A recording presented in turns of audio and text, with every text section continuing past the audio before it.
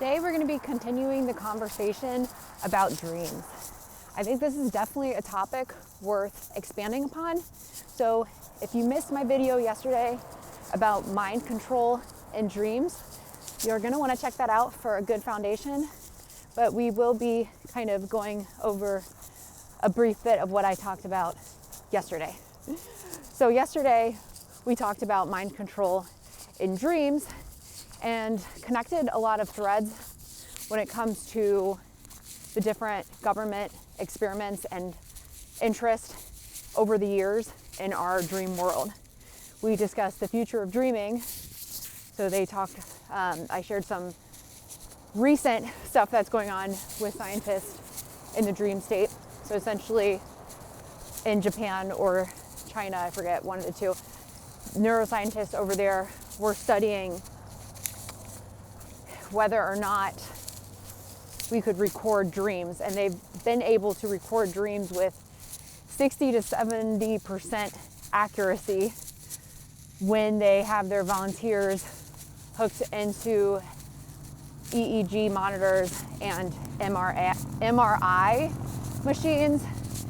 And they wake them up during the REM cycles and then ask them what they were dreaming about. And then when those people in the studies told them what they dreamt about, what they're doing essentially in these studies is monitoring the brain waves and trying to connect those specific brain waves to the specific images people are seeing and then feeding it into AI so AI can record and share what they saw in their dreams. So I think that's very interesting.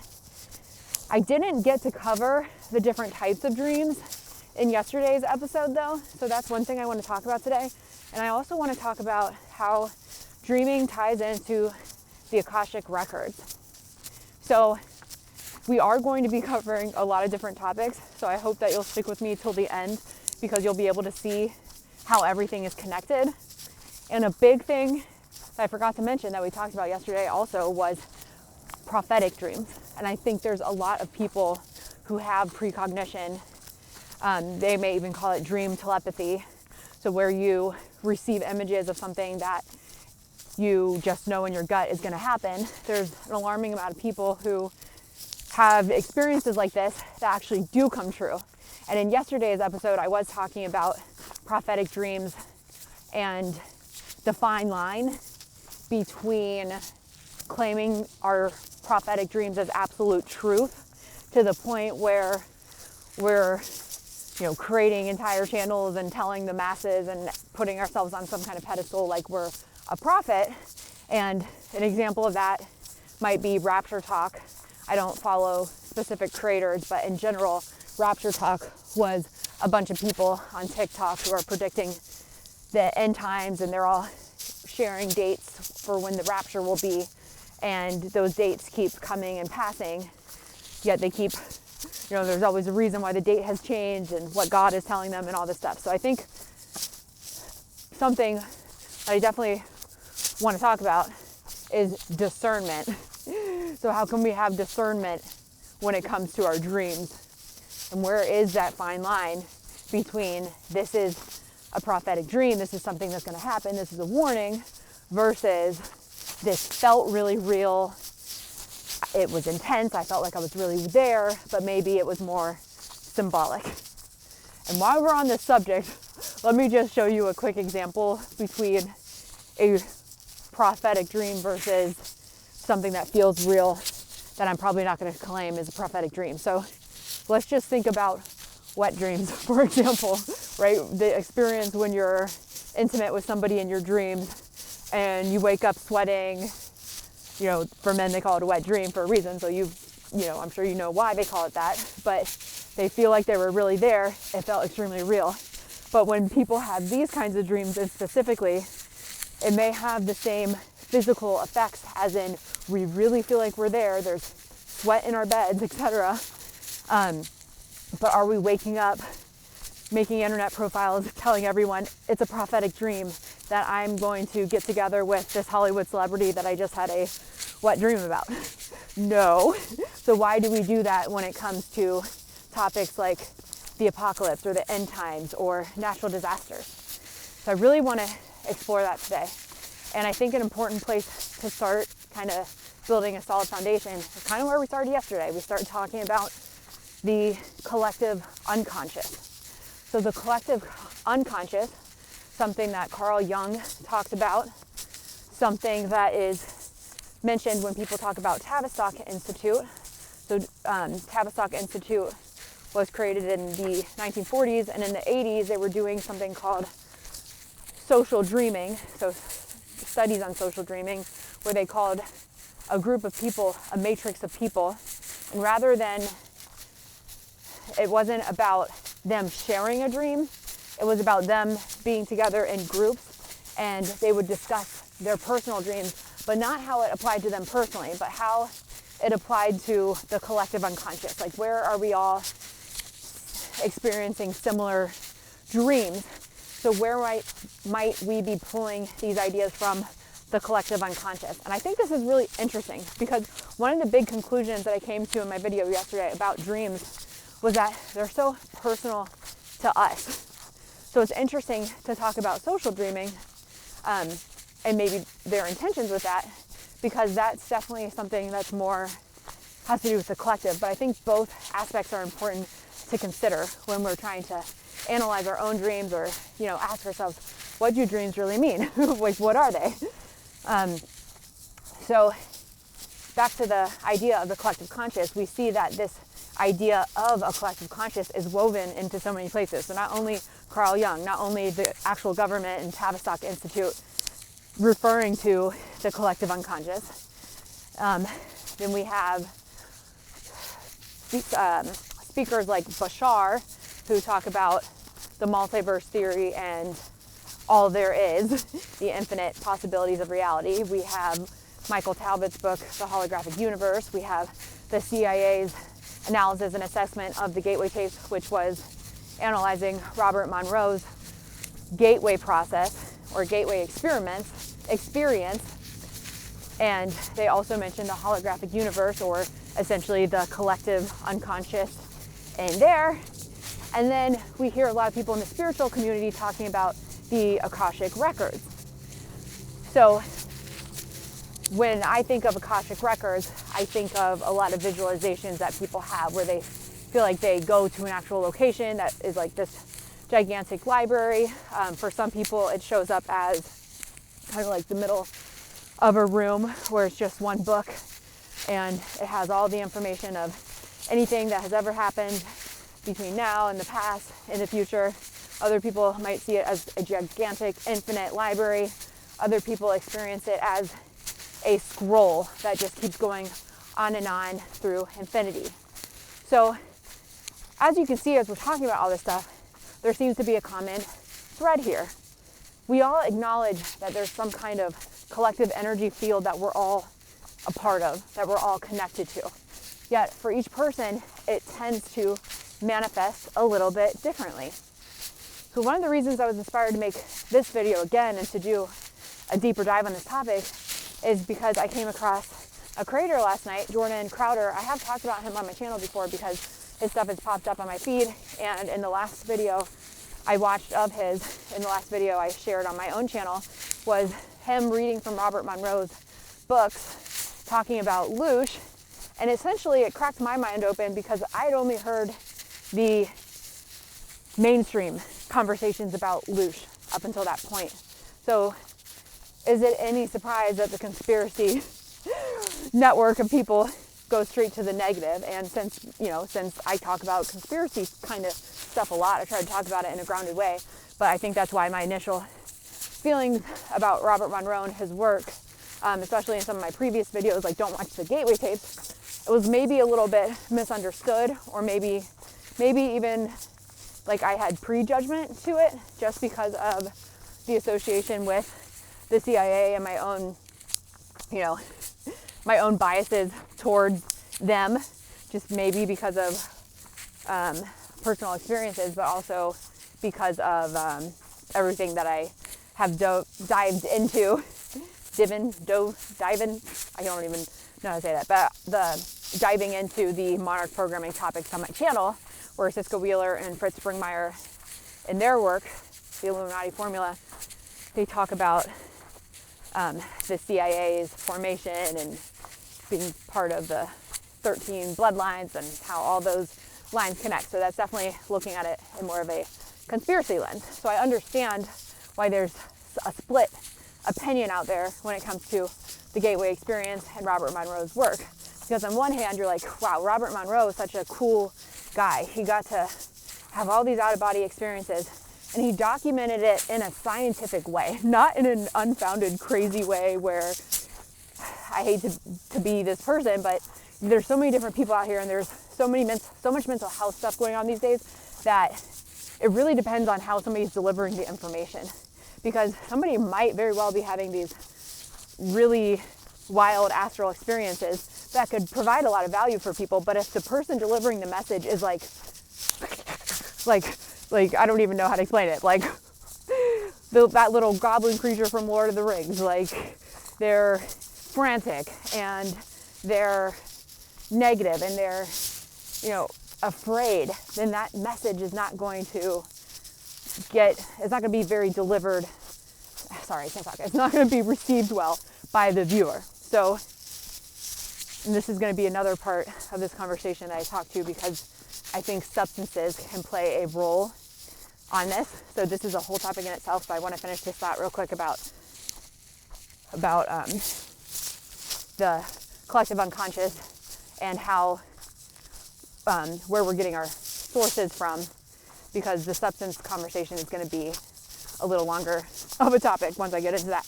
So basically, we have to be careful about the sources that we're receiving this information. And what I liked about Robert Monroe is that he is more grounded when he talks about this stuff, and he's using science to prove it. So then the CIA, of course, is going to have an interest in him, because they got to have their hands in everything, right, when it comes to our national security. So the fact that they had their hands in Monroe's work might raise some questions for people, like, why was he involved with the CIA? So is there something bad about the gateway tapes or his experiences if the CIA was involved? So I think that is up to the individual to kind of explore that on their own and feel it out. As far as I know, I don't know if, maybe it was more innocent. They were just doing research about telepathy, about remote viewing, about the expansion of consciousness and exploration of consciousness. And like anything that we do research on, or any technology that humans come up with, it can get into bad hands or good hands. So some people can use it for good, and they could train psychic spies who work for intelligence agencies who actually help us. And then there's also, of course, going to be people who use it for a more covert and negative purpose, or self-interested purposes. So again, it's going to come down to the individual. It's not the concept that is wrong or bad, it's the individual. So I apologize if any of my previous videos were trying to paint the gateway tapes in a negative way. That's never my goal. It's more so I want people to think. I want them to have their facts, different facts and different perspectives before deciding whether or not something is good. So I always try to provide kind of both sides of everything. So I think the gateway tapes have helped a lot of people. And I think, myself personally, I've had some weird experiences with them. However, in retrospect, I realized I don't know if I ever gave them a really fair chance, because the gateway tapes are about brainwave entrainment, and they're designed to go through slowly. You're not supposed to jump levels. But me, I was having a hard time having patience with that, because I'm so used to meditating by myself that it just feels weird to have a guided meditation there. So I would jump around a lot just to see, do I want to devote my astral energy to the gateway tapes where I have a guide in my head? I'm already doing this on my own, so it doesn't seem necessary for me to have that. The other thing is that also the gateway tapes are a little bit different than probably what I am doing on my own. I've only ever had one out-of-body experience, and I got scared and didn't try it again. And for me, when I was practicing astral traveling, lucid dreaming, and out-of-body experiences, which I will explain the difference of that in just one second, it took a lot of time and dedication and mental focus. And that's not something I have in my life right now because my mental focus is on making content, delivering content, editing videos, making thumbnails for those videos, interacting with my subscribers and the people on my channel, you guys. So there's, different times for different things. And I think maybe down the line in the future, I may come across another period in my life where I'm ready to dive into that again. And I think should I ever decide that I want to explore out-of-body experiences, I think the gateway tapes would be a great tool to use for that. Now, what is the difference though between lucid dreaming, astral traveling, and out-of-body experiences? So, from my personal experience, lucid dreaming is when you are in the middle of a dream and you wake up and you're like, oh, I'm having a lucid dream, which means I can do whatever I want in my dream. I can control my dream. And there are techniques that you can do to induce a lucid dream. One thing might be to look at your hands a lot throughout the day, or mostly the hands, because when you look at your hands in the dream state, you often have like 3 fingers or 2 fingers, or it looks really funny. It kind of looks like AI's rendition of fingers. So that's a good technique.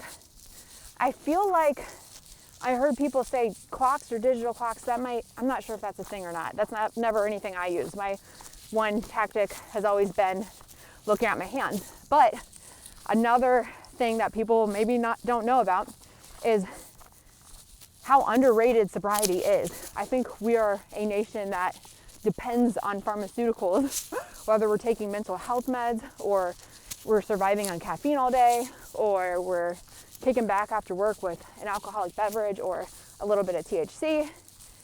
But I spent a year and a half completely sober off everything. Like, I think the only thing I had during that period was coffee.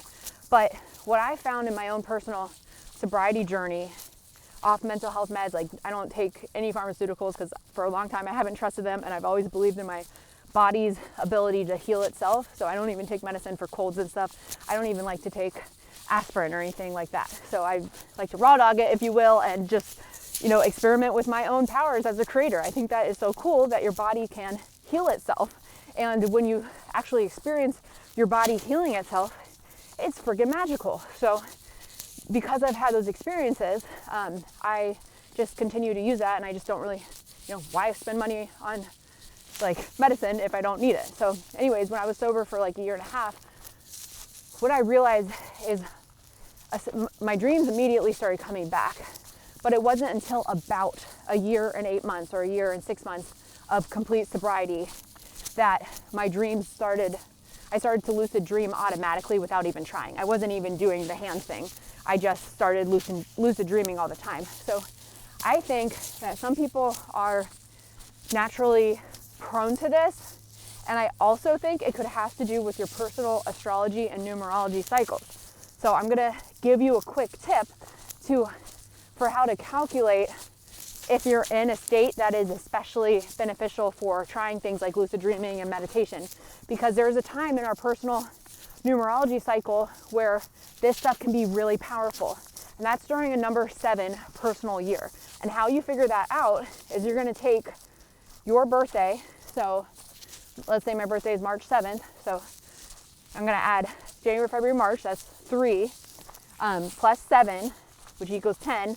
And then since it's the year 2025 still, I'm going to go back to my birthday. So on March 7th of 2025, that would have been a 7, 8, 9, 10, 11, 12, 13, 14, 15, 16, 17, 19. That's a number 1 year. So 19 breaks down to 9 plus 1, which is 10, which is 1. So that's how you break down numerology. You keep reducing it until you have a single digit number. And for a personal numerology instead of collective numerology, you're going to be looking at your birthday so again, my personal year, if my birthday was March 7th, which it's not, but if it was March 7th, 2025 till March 7th of 2026 means I'm going to be having a personal year number 1, but the second my birthday hits in March of 2026, then it's going to be a number 2 year, then a number 3 year, and 4 year, 5 year, up until 9, and then the cycle resets. But a 7 year is extremely powerful for reflection. And a lot of people might find that they're kind of isolated during this year and that their lives get a lot quieter. So how this played out for me in the past, when I had a number 7 personal year, that is the year where I meditated daily, and I got to the point where I can meditate for like literally hours at a time. I don't know if that's healthy or not, but I mean, I definitely, for me, it felt like it was, because I spent most of my life running away from myself, and all of a sudden it's like I finally am learning how to communicate with my higher self. I'm finally learning to tell the difference between my fear, my anxiety, thoughts that are coming from other people, feelings that are coming from other people, and then my own internal wisdom. So meditating for hours on end was really helpful for me. And I also spent a lot of time alone. My roommate at the time didn't live there, so I was by myself, and there was no sound during the day, so it also was very easy for me to get lost in meditation. And then, side note about astrology, this is also where it can get really cool, and where astrology can be a cool tool, something called astrocartography. This is the astrology of where you are currently living. Now, it sounds so far-fetched. How would your geographical location have anything to do with the themes you're experiencing astrologically? I wondered the same thing. I'm always a skeptic until something proves me wrong, or until I prove something right. And astrocartography, I always use myself and my past to kind of judge something against, just to see if it's true for me. So for me, during that period, my number 7 year, which is about reflection, solitude, pause, and it's also a time to get in touch with your spirit guides, or your higher self, I was also living in my Neptune zone at that same time, which is ruled by Pisces, which is the unconscious, which is the 12th house in astrology. It's the higher mind, or the inner mind, the subconscious, the dream realm, all that is. Pisces is the last sign of the zodiac, so it embodies a bit of all of the signs until it resets the cycle with Aries. So that also, to me, explained why that year and that location for me in particular were really powerful for me choosing to meditate for hours on end. Maybe not every day, but a lot of days. And another thing I did during that time was read a lot of books, and most of the books I read were about spirituality, reincarnation, the dream world, psychic power and potential, law of attraction, all books about self-development and learning how to understand my subconscious. So that's, just one way we can use astrology and tools like astrocartography and numerology to figure out where we're at in our personal cycles. And like I said, when we are in these personal cycles, they can also affect our astral experiences. So again, for me, it's very possible that I was influenced by my geographical location. Some areas, especially when you're out in nature, if you're camping a lot, if you're sober, if you're in a personal year number 7, if you're influenced by your Neptune zone in astrology, or even your Scorpio or Pluto line, or your moon line, Cancer, which I've always been, that those lines seem to be really popular in places that I always end up settling down. So I'm always have felt very in touch with the moon and my intuition. But those things can all influence the dreams that we have. And I found that for me personally, when I'm in more active phases of life, I moved to my Saturn zone not long after those experiences. Totally different experience. But what I built while in my Saturn zone has been my YouTube page and my business. So Saturn is all about, what are you doing in the material world? Let's get practical and get to work, because it's time to build a solid foundation. So that's what I was doing in my Saturn world. And then previously, when I lived on my Neptune line, it was all about developing my intuition and my boundaries, which are Neptune lessons. So definitely, had to go off on that tangent, because I think that is so interesting to consider when we're talking about dreams and how personal they are. So all of these things can affect our dreams. So especially sobriety, and there might have been something magical about a year and a half sober, because when you've been abusing alcohol or THC or any even antidepressants, you know, which are meant to help us, but they still have an effect on our brain and our body. It takes time to detox from these things. It can take 6 months to a year to get back to normal, to get back to the way your body functions without these substances. So for me, when I was getting off of the pharmaceuticals and the prescriptions, my dreams also started coming back. And what I found when I was on other medications for ADHD, for example, like a decade ago, I noticed that a lot of my dreams were more anxious and paranoid, and I had lower level experiences with astral beings, like nightmares, repeating nightmares, the kind of nightmare where you think you wake up from a dream, but realize that you're still dreaming, and then it's like a dream within a dream within a dream. I would have dreams about murdering people in my family, getting murdered, or somebody trying to shoot me. I would have, dream sleep paralysis and things like that. So I would get kind of scared to go to sleep a lot of the times because I didn't know how to control those dreams. And it's interesting because at the same time, I also was not in touch with my own higher mind, my own intuition in a way that I am now. I think I always have had connection to my intuition, but my anxiety in the past versions of myself was so much louder, and my habits were not allowing me to have connection. My habits were the typical American who goes to some job that's like 9 to 5, they're sitting in an hour of traffic, probably cramming down a 4 quadruple espresso latte with sugar and cream and eating a Starbucks sausage sandwich of like the lowest quality meats known to man, and then dragging your butt into work because the night before you went to happy hour with your friends, and then you're working behind a desk, you're stuck in a cubicle all day, no sunlight, no nature, not really excited to be there. And if you're anything like me, may have even needed some kind of medication to help you focus for ADHD or something, because being behind a desk is not good for you. So then your free time is filled with just trying to relax from the stress of being in an office all day, from the stress of fighting 5 o'clock traffic on the way home, from the stress of trying to make $17 last for 3 days, from the stress of having so many bills of trying to pay your apartment that you can't even afford to take your dog to the vet, or you can't afford to take a day off work because you don't get PTO that day.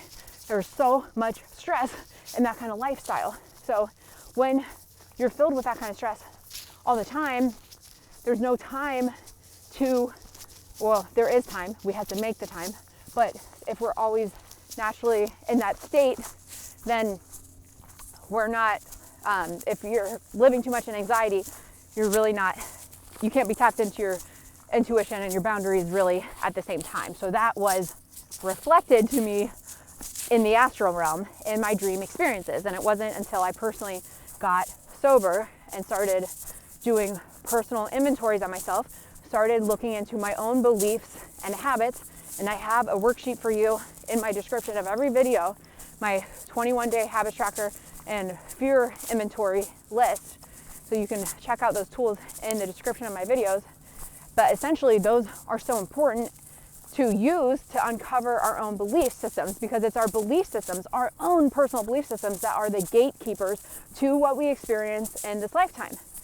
And this is so wild to think about, because I always think about old versions of myself and the part of me that was like so stressed out all the time, just trying to fit in like a normal American or a normal young adult, whatever, 20-year-old, 27-year-old, and then being so skeptical when people were happy and positive and sober. I didn't understand it because I needed alcohol to get, I didn't drink every single day, but usually would do happy hour at night. So even though I wasn't drinking in the morning and it wasn't that kind of bad alcoholic, you're still depending on something every single night or every single day, or at least every other day, which is still a lot. You're changing the way you're feeling because I couldn't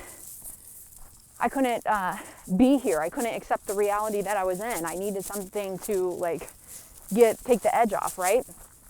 So for me, that blocked so much that I was able to experience on the astral realm. So I think when it comes to the gateway tapes, if you're a person like this who experiences a lot of stress, on some level, I do believe that they may be able to help pull you out of that stress, but it's not worth being cautious about, because if what I just described sounds like you at all, and you're constantly living in anxiety and you have a lot of unprocessed trauma, to think that that's not going to affect what you see on the astral realm and who you interact with, it's absolutely going to play a role. So that's why you hear people share such a vast array of experiences when they're talking about their astral travel experiences and their experiences with the gateway tapes.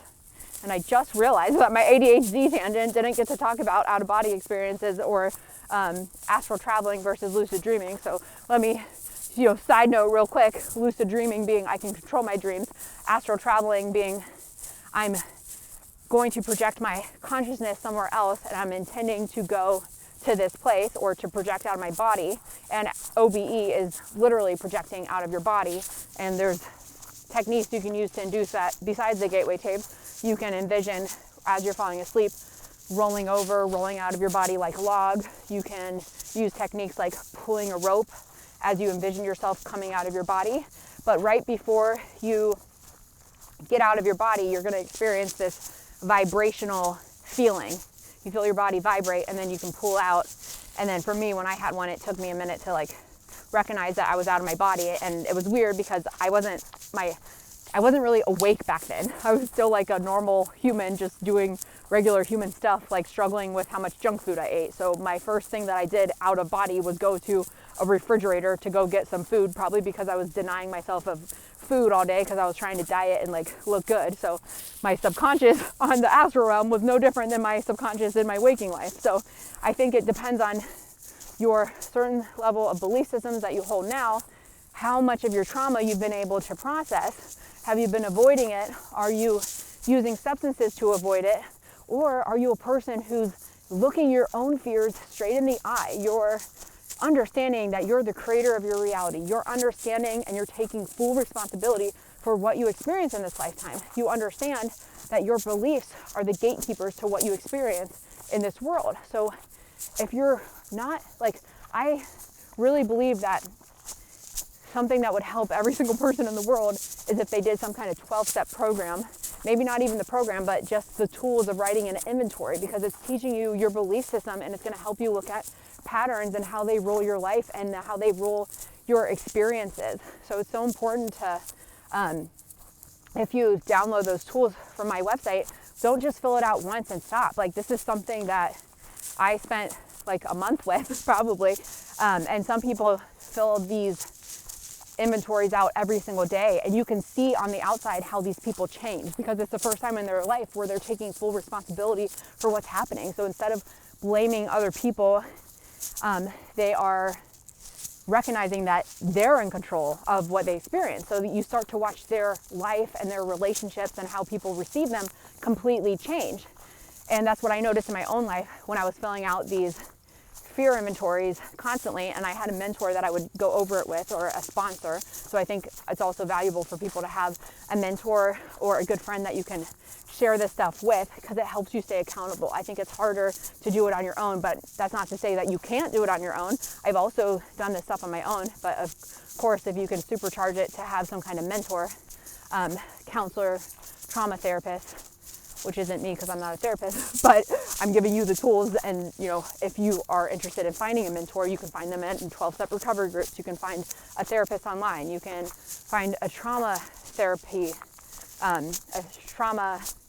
therapist that specializes in trauma. So those are recommendations to really help you get the most out of those exercises.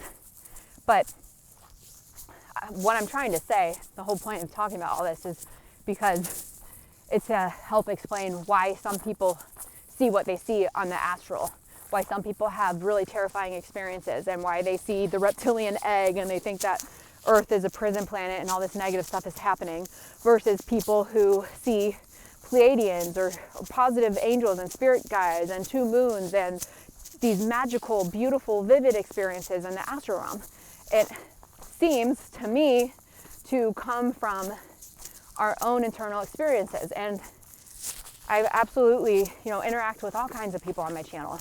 And what I notice when I interact with certain people, the ones who tend to have the scary nightmares and the scary experiences are the ones who come at me with a bunch of trauma that they're holding on to, that they're trying to share. So you can tell when you're interacting with certain people that they're holding on to certain beliefs and that they haven't really worked through that trauma. So of course that's going to affect what they see on the astral, what they experience, and what they believe about the world. So that's why I teach discernment, sovereignty, boundaries, and why I talk about brainwaves and stuff a lot, because I think one of the most important things for all of us to understand is that we are shaped by our environment.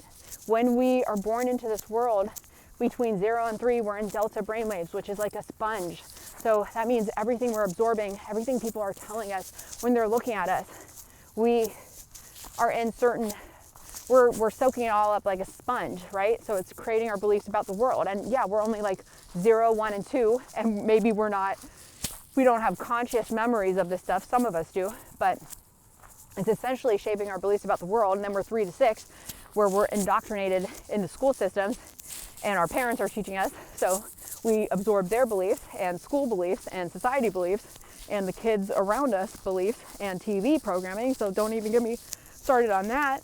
But they knew what they were doing when they created television, probably, and how television affects what we believe about the world too. And I talked about that in my video about dreams yesterday, how Hollywood programming can absolutely influence our prophetic dreams or what we see and experience on the astral. Why would you logically think that you can watch movies about aliens and destruction and war and atomic bombs and be taught that stuff in school, and then you have a prophetic dream about it? That doesn't mean that that's going to happen. That just means that somebody implanted that idea in your head a long time ago, so your subconscious knows about it. You learned about it at a very young, susceptible age, probably when you were 7 in 1st grade or 4th grade, when you were in school, and they talked about the Civil War, and they talked about racism, and they talked about the nuclear bombs. Wow, and isn't that crazy that 20 years later, you grow up in a society where people are always talking about, where racism is like a huge thing these days, and bigotry, and people calling the president a Nazi, and people being worried about World War III and nuclear bombs on the horizon and Civil War. Like, wow, come on, let's use our critical minds here. This is by design. So this is why I was talking about mind control and dreams, and why we have to be discerning when we're walking around talking about prophetic dreams. Like realizing that somebody implanted these ideas in you. So what if you were born in this world? What if the school systems had taught you the opposite? What if you had grown up in a school that was outdoors and you only ever worked with animals, with plants, with medicine, and you sat under the sun and you were learning how to meditate and you got to play with children? You didn't have to go home and do homework. You didn't have to pledge allegiance to the United States of America or experience any kind of mind control, which comes from the education systems. You weren't indoctrinated to believe certain things about the history of your own country, like wars and people always wanting to murder each other. Like, why are they filling children's minds with wars? Like, that's crazy. So we're all growing up to have these prophetic dreams about end times, and 20 years later, like, that has still been in the back of our minds, like the things that we learned when we were young.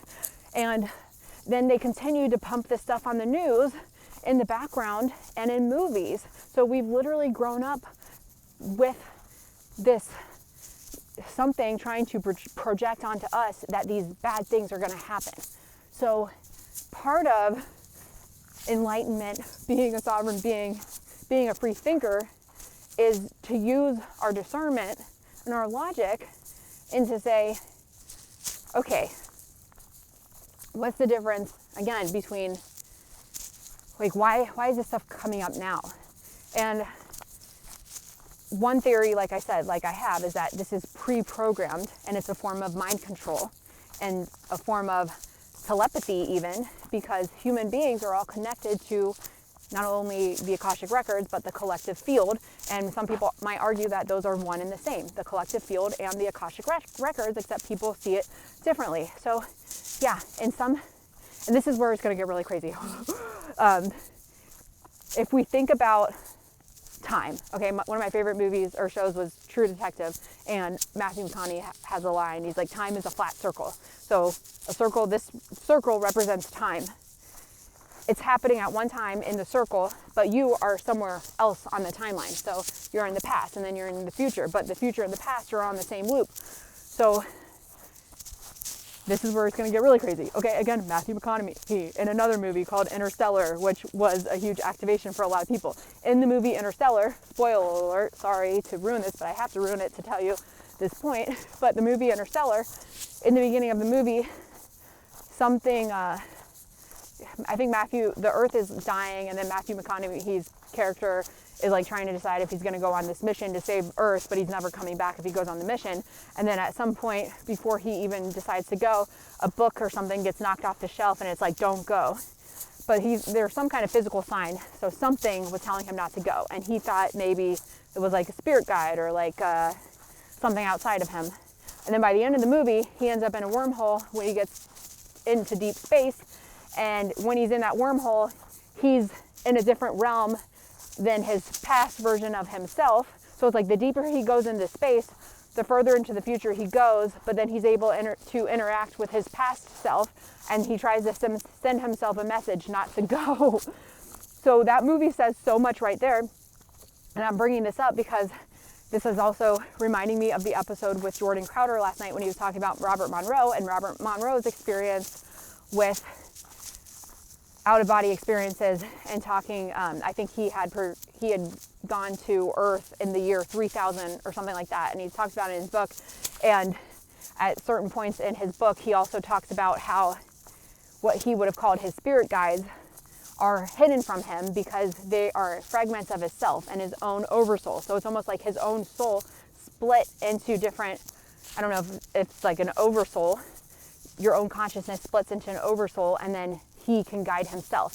So if that's the case, which I kind of am starting to believe, like maybe it is, and maybe that's why even when we're trying to communicate in dreams or with our spirit guides, some things just are not revealed. We don't always get the answers. And this is so interesting to think about, to continue to explore how the red thread connects between everything.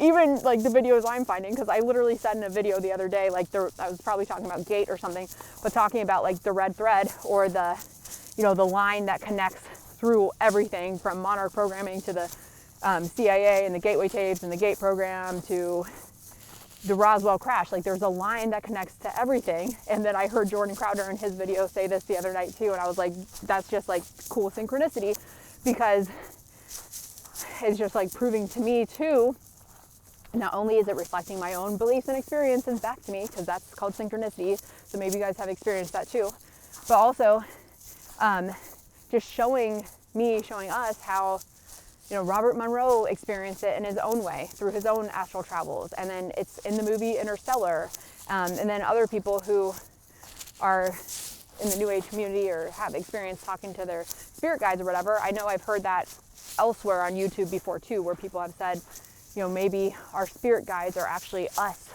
from the future. And this is where it gets really cool, because this idea that time is a flat circle, and you have other creators like Bashar, who channels extraterrestrial entities and first contact specialists from other planets or dimensions. That's what Bashar claims to be when he's channeling. And one of the things that he always talks about is to follow the formula. So follow your highest excitement. Make sure that it's not your anxiety disguised as excitement, but follow your highest passions to the best of your abilities, and you'll find that everything will always work out for you, because you'll always be able to extract the benefit even when things seem like there's something bad. And he's always talking about how we're shifting from reality second by second. And if this idea of our spirit guides being us from the future, so we're here in the future, but we come back to our former selves and we get to play the same game with ourselves, our higher self and our lower self, our ego versus our higher self. And our higher self continues to remind us in the past, make this choice instead, don't do this. And every time we make a new decision, we split that reality and we experience a different outcome. So that is how humans learn. This is a school for learning. So instead of just one circle and one outcome, what if reality for all of us is like this too? Like there's, maybe one timeline from Earth that maybe we all decided to be a part of, like this apocalyptic Earth. However, through signing up to play this game, maybe we're able to prevent these apocalyptic type events through following our own intuition and through splitting the timelines through every new decision that we make. And I think when Robert Monroe was having and writing about his experience in his books, he was talking about how there's an infinite number of star systems and beings from other planets, and they're not even that concerned about us because there's that many. And I remember thinking the same thing to myself not long ago, just looking up at the sky one day and like thinking to myself how the sun is a portal and the stars must be portals because they're, emitting light codes and frequencies. And I had thought to myself, there's an infinite number of stars in the galaxy.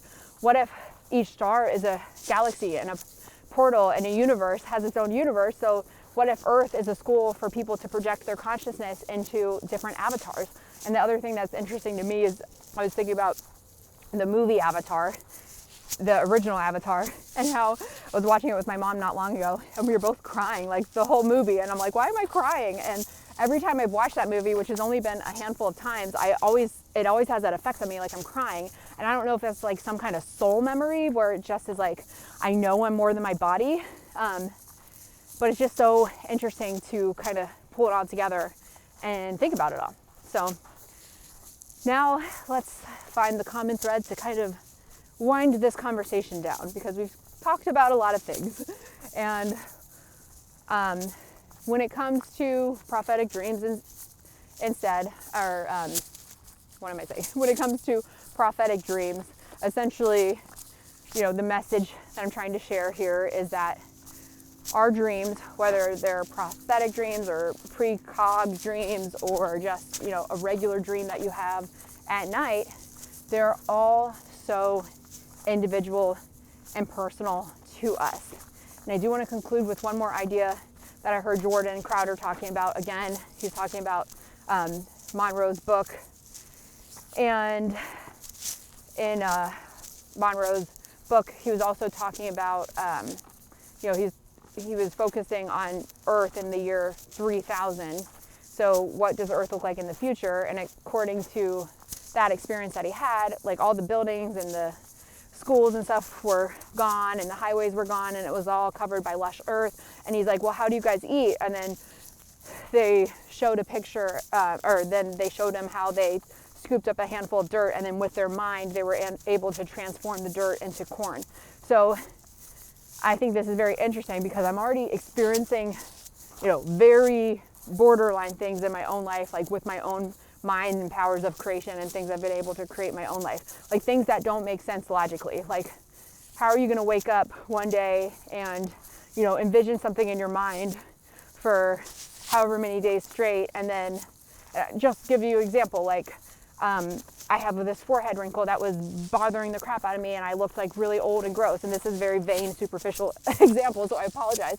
But even something like that where you think like, I can't change my physical looks, I already have a wrinkle, so unless I get Botox, which I'm not going to do, that wrinkle's not going to go away. But simply holding the visualization and saying things to yourself like, I have beautiful skin, I look younger than my age, my skin looks so plump and young, like things like that, and like really feeling into it and believing it when you're saying it, and then like watching it happen in reality and just like randomly waking up one day and just like noticing in the mirror like, whoa, like my wrinkle's not as pronounced. Like that might be a stupid example, but it's just one example of many, even with like food and noticing, like growing up with this idea that you have to eat all throughout the day, like your metabolism is going to die if you don't eat every 2 to 3 hours, which is insane. And I think that's a trap, only from my personal experience. So sorry, it's a trap for me, okay? I don't like that idea of having to eat every couple hours because I think it's clogging your system down, it's clogging your mind down. And since food is so poisonous these days, we are filling our body with unnecessary chemicals that are harder to like detox from. So what I found when I was doing a lot of fasting or intermittent fasting is like, it's crazy how clear-headed I felt. And it's like, I used to be afraid to not eat because people would say you'll be anorexic and you can die. And it's so weird because then you come across these spiritual gurus who practice spiritual fasting, and there are people out there that exist that claim to be breatharians or whatever, and they don't have any food at all. So I've never met one of them. I don't know if they're real. I don't know if this is internet fluff or whatever, but apparently there's people out there like that who don't eat. And I just heard another creator talking about this the other day. He only eats one meal a day and somehow is able to maintain the same weight, right? He's not wasting away like you would think that somebody would waste away if they don't eat at all, which is wild to me. So it seems to come back to the mind, because we've got two schools of thought here. We have somebody who might suffer from anorexia, who has body dysmorphia, who's obsessed with being thin. So even if they don't eat a lot and they're not eating at all, and then their body's getting thinner and thinner and they're looking hollow and sick, and they still think that they're overweight. That's one mindset versus a different mindset who's also not eating because they're spiritually fasting, and they don't believe, like, they're not doing it so they look a certain way. They're not doing it because their mind is sick in a way that somebody who might be suffering from an eating disorder might be. Often eating disorders, like, I'm speaking from my own experience. I've had eating disorders when I was younger, and it all came from a place of insecurity and unprocessed trauma. So I'm just noticing in myself that when I was a young girl, 15, 16, 17, 18, when I had, like, essentially binge eating disorder, so and always wished that I could be anorexic, and I tried to be anorexic, but I never got down to, like, the very thin frame or anything like that. It was more like try to starve myself and then binge, and just not a good experience. But my mind was sick. I had body dysmorphia. It didn't matter if I lost weight. I never looked good enough for myself, and I had friends who were anorexic, and I watched them waste away. And we related a lot in the mental aspect because we were in, like, a counseling therapy group together in high school. So I was with a lot of other girls who had eating disorders as well, but just kinds that manifested differently. So I experienced those kind of thoughts, that kind of thinking, and how it shows up in the physical world versus, like I said, like in spiritual community, when you have different stuff on your mind and different intentions behind what you're doing. Why are those people who are starving themselves and not eating for 30 days because they're going on a spiritual cleanse, how come they're not withering away? How come they don't look like a sunken, really sick person? A lot of those people have a glow about them and they feel better than ever.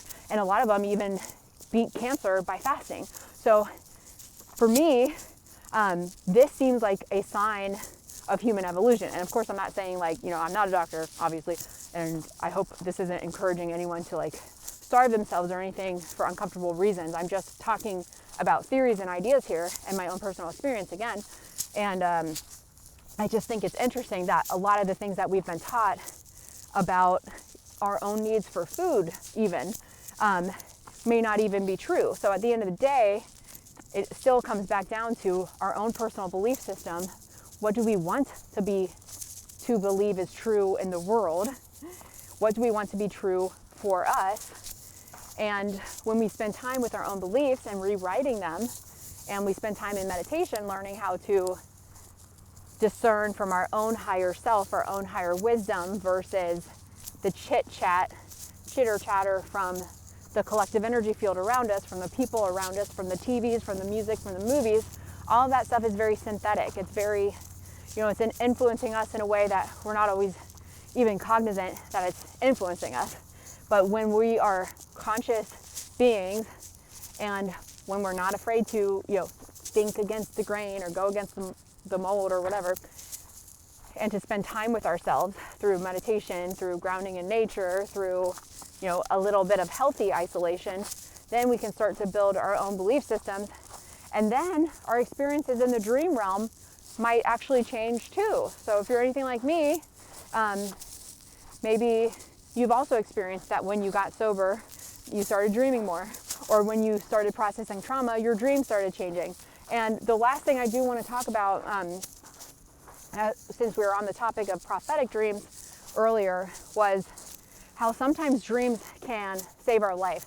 And I have talked about a couple dreams I had on this channel before when I was involved with these secret society type people. I assume they were secret society. I don't know. They certainly acted like they were in some kind of club or organization. They were really into conspiracies, and they were practicing witchcraft and black magic. And they were in, in the entertainment industry when I was in that world. So there was a couple dreams that I had, which I'm pretty sure saved my life. And one of those dreams was that I dreamt that the one guy that was in my circle was, I was supposed to have a meeting with like him and his family for some kind of job or something.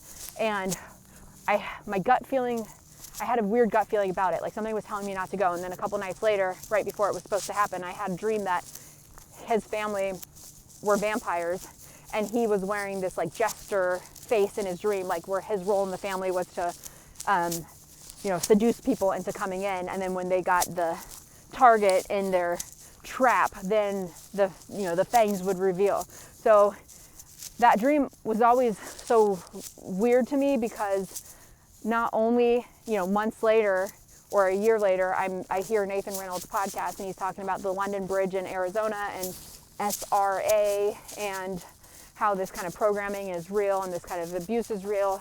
And he talks about actual vampires in Arizona doing rituals, and the way that he describes one of their faces and their skin sounded so much like my former friend of mine, that I was like, oh my God, I'm so creeped out. Like, was that dream really, catching on to something, or was it symbolic? Like, I'll never know, but I'm not going to waste my time like trying to decipher that. I just think at the time it served its purpose. It saved my life, and it told me not to go. So, did it really save my life? I don't know. Who knows what would have happened had I gone? But I like to think that my gut was telling me something, and then that gut feeling was so strong that it manifested in my dream world. Another thing was like, same group of people I was hanging out with. I had a dream where I was at some party with a bunch of people, and they were all like, putting on a special face, like, oh, this is the greatest thing ever. We all have money. We're helping animals. We're saving people.